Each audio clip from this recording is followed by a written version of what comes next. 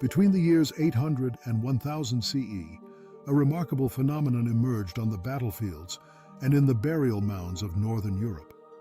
Viking warriors, renowned for their ferocity and skill, carried swords inscribed with a single, enigmatic word, Ulfberht. At first glance, these weapons appeared much like other medieval blades, but beneath their gleaming surfaces lay secrets that would puzzle historians and scientists for centuries. The steel within these swords was so advanced, so pure, that its equal would not be produced in Europe for nearly 800 years. The Ulfberht swords are more than relics. They are technological impossibilities, forged at a time when the necessary knowledge and tools were thought to be far beyond the reach of medieval Europe. To understand the true mystery of the Ulfberht sword, one must look closely at the steel itself. Medieval European smiths typically worked with bloomery iron, hammering and folding it to remove impurities and create blades that were serviceable but relatively soft. The Ulfberht swords, however, show evidence of crucible steel, a technique that requires melting iron ore in sealed containers at temperatures exceeding 1,500 degrees Celsius. This process produces homogeneous steel, with precise carbon content and virtually no impurities. The carbon content of Ulfberht blades falls between 0.5 and 0.8%, the ideal range for weapons that must be both hard and flexible. In contrast, typical medieval European swords contained less carbon and were riddled with weak points and brittleness. The purity of the steel is especially striking. Chemical analysis reveals that authentic Ulfberht swords contain almost no slag inclusions, and their crystal structures are uniform, a level of refinement that suggests a sophisticated understanding of metallurgical chemistry.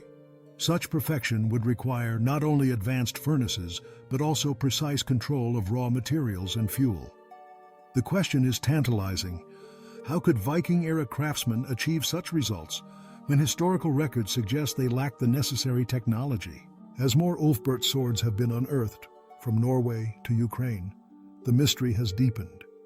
These swords were not isolated curiosities, but widely distributed prestige weapons found in the graves of elite warriors and nobles. The geographic spread hints at vast trade networks, perhaps connecting Scandinavia with distant lands where crucible steel technology had already flourished, places like Central Asia and the Middle East, whose smiths had mastered the art centuries earlier.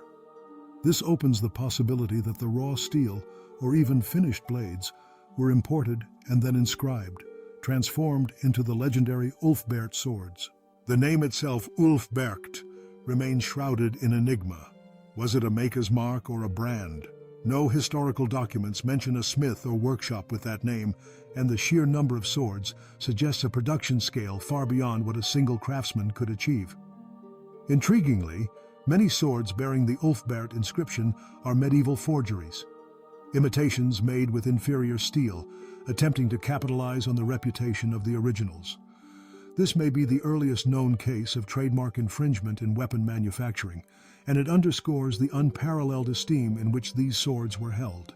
Attempts to recreate authentic Ulfberht swords using only medieval tools have failed to replicate their extraordinary quality.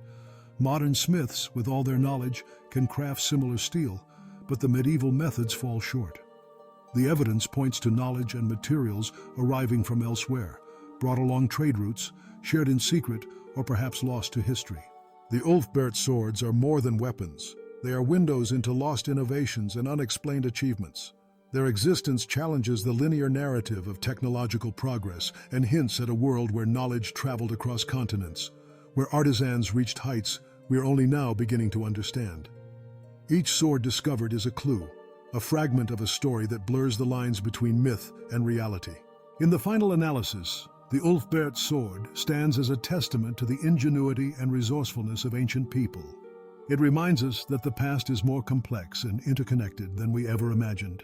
And as science continues to peel back the layers of this mystery, the Ulfberht sword will remain an enduring symbol of the extraordinary, unexplained technological brilliance hidden in human history.